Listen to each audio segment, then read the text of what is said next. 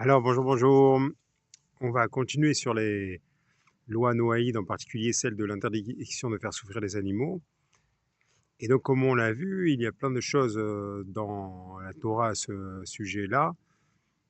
Et on a une recommandation qui se trouve dans le Lévitique qui concerne l'urbanisation et les villes. C'est une recommandation donc d'établir des ceintures vertes autour des villes.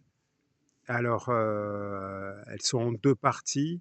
C'est une première partie et d'espace naturel, sans intervention de l'homme, donc sans habitation, mais également sans culture agricole. Et ensuite, une autre ceinture verte autour, à peu près de la même distance par rapport à la ville, de, et laisser des zones pour la culture, l'agriculture. Et c'est à tel point, ce précepte, cette recommandation, elle est à tel point qu'il recommandait, quand la population de la ville venait à grandir, il recommandait non pas d'agrandir la ville, mais de construire une autre ville pour ne pas empiéter sur cette ceinture verte. Et c'est là où on voit à quel point la Torah est un peu plus actuelle, puisque aujourd'hui, c'est le drame de beaucoup de villes. C'est-à-dire que dans les années 70, 80, on le voit sur les anciennes cartes de différentes villes, il y avait toujours des ceintures vertes autour, des ceintures vertes d'horticulture, maraîchères, pépiniéristes et maraîchers, arboriculteurs. C'est en quelque sorte une évidence parce que ça permet d'amener des produits frais régulièrement dans les centres urbains. C'est-à-dire que ce ne sont pas des cultures qui ont besoin de beaucoup d'espace. Quand vous faites des tomates, vous allez avoir plusieurs, parfois, tonnes sur des centaines de mètres carrés. Ce sont des cultures qui ne demandent pas beaucoup d'espace, mais qui demandent beaucoup de soins. Donc on a besoin d'avoir du monde quoi, pour réaliser toutes ces tâches liées à l'agriculture, à l'horticulture. Et donc, ça a vraiment du sens que ça soit autour des centres urbains, donc de par le fait que ça amène des produits frais régulièrement, ces produits qui ne se conservent pas longtemps, souvent, voilà, des salades, du persil, des épinards, etc. Et donc, aujourd'hui, justement, du fait de l'expansion urbaine, ces ceintures vertes ont été dévorées par l'urbanisation, que ce soit pour la construction parfois même de parkings, de centres commerciaux, etc., de zones industrielles. Et dans beaucoup de villes, il n'y a plus ces ceintures vertes et on voit que de ce fait, les villes ne respirent plus. Et, et puis il y a aussi une autre question qui est plus sociale. Euh, donc, comme je l'ai dit, je suis horticulteur maraîcher et depuis un an, je me pose des questions sur quelle est la bonne équation par rapport à ce métier. C'est-à-dire qu'on est un peu coincé par le fait que, hum, étant donné que ce sont des cultures, comme je l'ai dit, qui demandent beaucoup de travail et concrètement, il faut planter, il faut tailler, il faut récolter, et, il faut irriguer.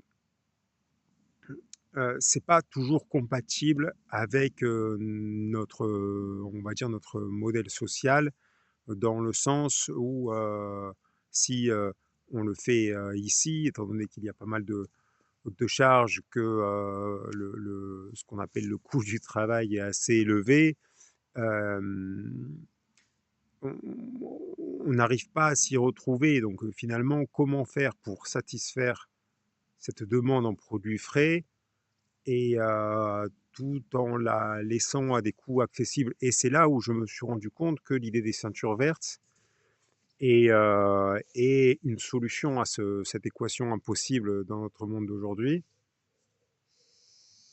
Parce que bon, c'est ça qui a conduit aussi à tout ce qui sont les produits d'importation, donc des dégâts environnementaux, de par le fait qu'on n'est plus concerné par les modes de production, puisque ça vient d'un autre pays, donc c'est pas grave si c'est polluant. Et ensuite aussi par le transport qui lui-même va générer des pollutions, etc. Donc ce modèle d'importation, on voit bien qu'il est pas tenable aujourd'hui. Et donc ça a été entraîné par le fait justement que les produits vendus localement dans ces ceintures vertes, et ils étaient trop chers par rapport aux produits qui étaient importés de pays où le coût de la main-d'œuvre est moins cher. Et en plus, ça n'arrange pas forcément la situation là-bas, parce que peut-être que ça va faire un peu d'entrée d'argent, mais bon, ce sont des produits qu'il vaut mieux produire justement localement. Bref, et le fait de maintenir ces ceintures vertes, ça permet de mettre en place une solution qui résout cette équation, qui est celle, par exemple, ce qu'on appelle aujourd'hui les fermes-cueillettes, c'est-à-dire des endroits où on peut venir récolter soi-même. Donc du coup, déjà le coût de la récolte, par exemple, là derrière on voit des haricots verts ou des courgettes ou du persil, sont des productions pour lesquelles les trois quarts ou la moitié du coût du légume dans le magasin, il est en fait un coût lié à la récolte. C'est voilà, les fraises, tout ce qui est aromates, même après vous avez des produits où ça va être plus ou moins le cas, mais pour beaucoup de produits, c'est ce coût de récolte, cette récolte qui est lente, qui va justifier son coût élevé. Donc si c'est les personnes qui viennent le chercher directement, elles rémunèrent à l'agriculteur et le travail de plantation, de semis, de plantation et d'irrigation, de binage éventuellement, enfin les différents travaux associés à ça, mais elle va avoir un produit qui va être deux fois, voire même parfois trois fois moins cher que quand il est proposé directement sur l'étal. Et donc là, on voit que, et ça peut se faire que si les parcelles en question, desquelles viennent ces légumes, elles se situent autour des villes. Donc on voit par là que cette recommandation d'urbanisme donc, qui nous vient du Lévitique, le troisième livre de la Torah, et concernant les villes, elle est on ne peut plus pertinente encore aujourd'hui. Voilà, voilà, ben merci de m'avoir écouté jusque-là, et on continuera pour la prochaine vidéo également sur des questions agricoles. Et bon là je suis sorti pour faire cette vidéo dehors, c'est pas forcément les bonnes conditions, il y a beaucoup de soleil, j'espère que on voit bien, mais voilà, je trouvais ça intéressant que le décor soit en lien avec le thème de la vidéo. Et merci, et à la prochaine vidéo.